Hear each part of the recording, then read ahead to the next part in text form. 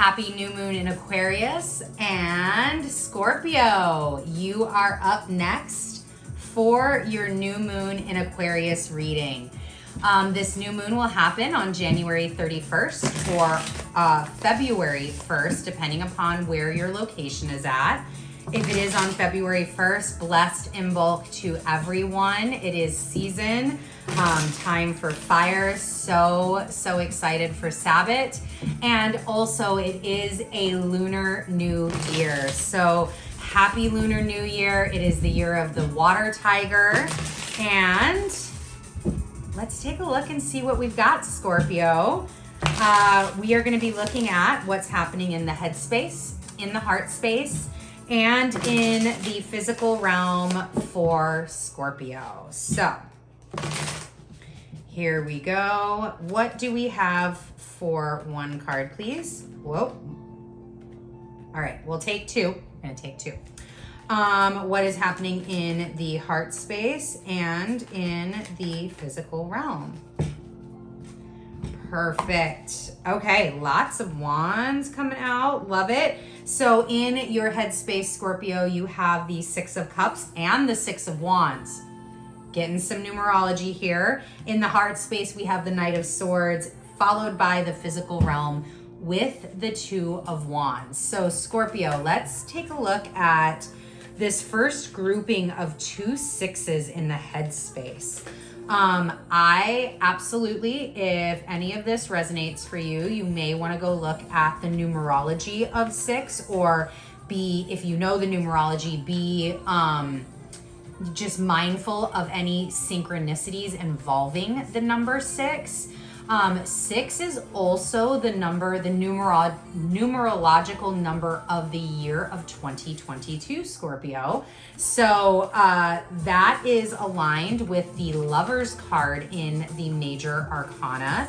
And I do talk about that in my 2022 overview, and the January overview, excuse me, where the Lovers is really about this higher connection. And I love that these two sixes are coming in the headspace. So again, that kind of not just even the crown chakra, but your higher chakras, that overall connection, your higher consciousness connection, and the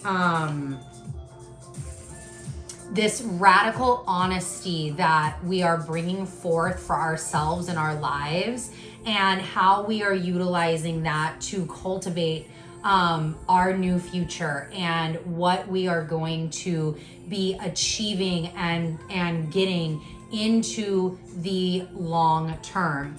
And, you know, by the time I'm recording this, the nodes have already shifted. The nodes are now in Taurus with the North Node there, and Scorpio, where the South Node is. And, you know, that kind of deeper transformation that we are moving through and then pushing forward into our stability, into our, our value system, what we're bringing forth into the world and how that is changing. And when we look at the Six of Wands and the Six of Cups, this to me is about a lot of options. Tons of options, not just emotional options, or even a better word than emotional options, but intuitive options. So you may be in the mind and just kind of as things are coming through for you, as you're sitting to, plan out your February, set your next round of goals, Scorpio, or process through what has been happening through Venus retrograde, through Mercury retrograde, as you get into February, when after the 3rd and 4th of February, all planets are direct until April. As you're looking at setting intentions for this new moon, this could be a lot of like, you intuitively know where you want to go, but you have many different pathways to get there. And that's more in that Six of Cups realm. You have many different cups to choose from that are all very full. They're all very plentiful. But what is going to be the best course of action for you in order to go on this new journey with the Two of Wands in the physical realm? What is going to be the best course of action that's going to give you this victory? How do you choose who comes along with you on that journey? How do you celebrate yourself as you walk down this journey?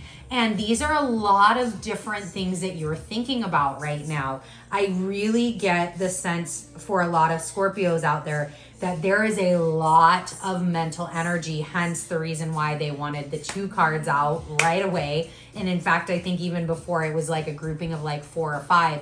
There's a lot going on up in here. There's a lot either being downloaded for you. There's a lot that's shifting and changing in the mind. There's a lot that you started with and now you want to move forward with in a different way. There's a lot of options. There's a lot of people vying for your attention. There's a lot of people wanting to congratulate you, and there's parties to go to, and there's things to do, and there's a community to serve, and there's people asking you to show up, and it's just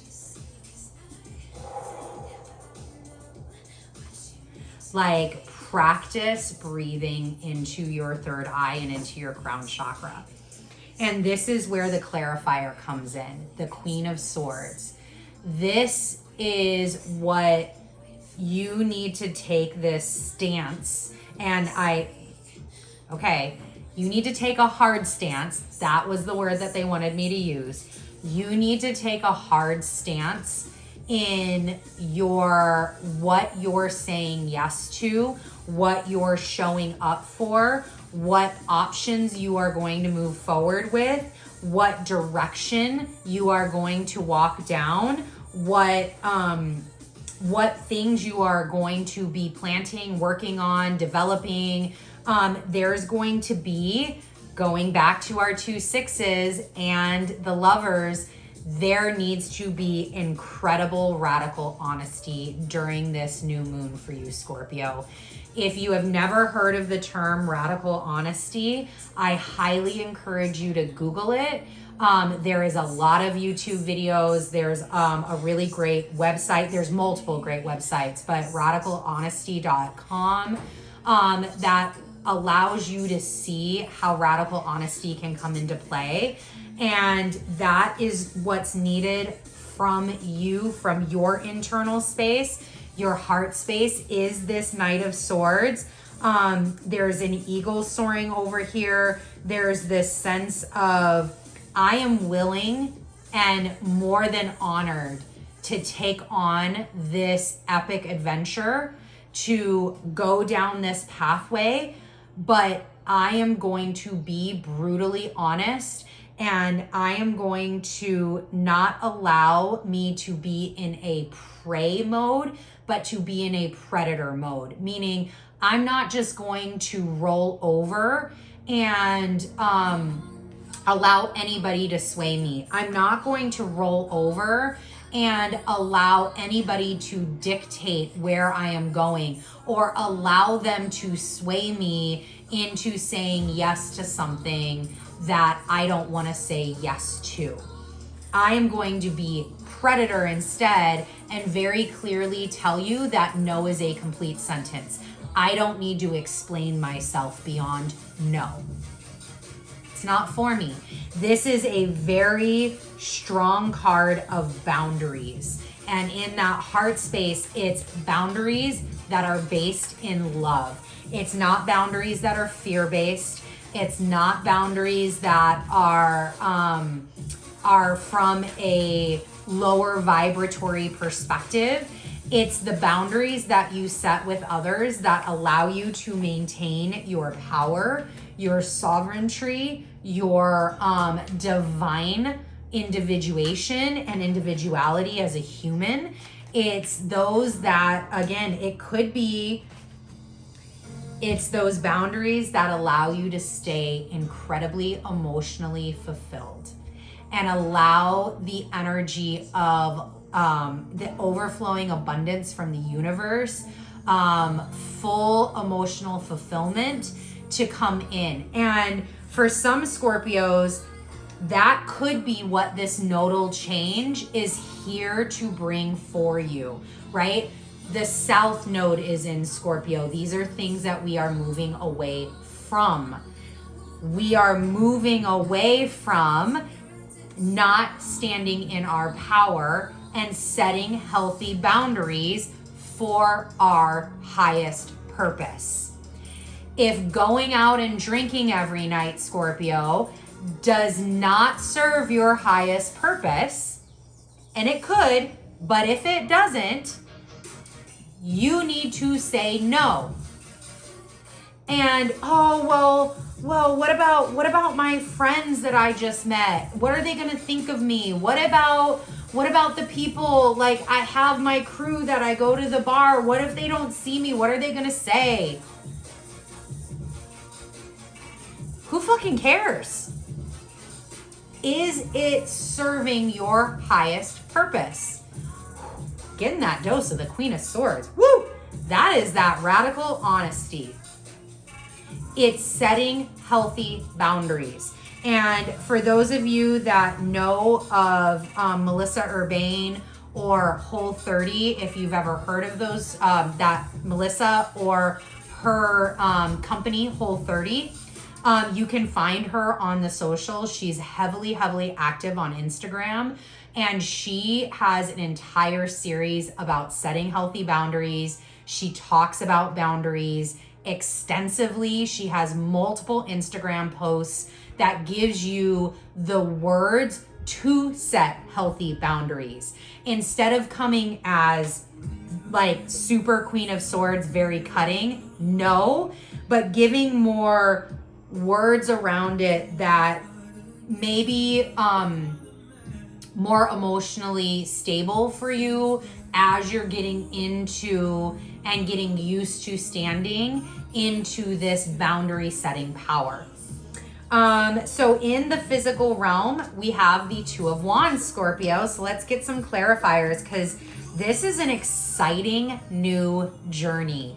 Whatever you're cultivating, whatever new things you're going to be bringing forward, whatever boundaries you're setting, is setting you up for a incredibly rewarding new journey. So we've got 2 2s here. So 6s and 2s.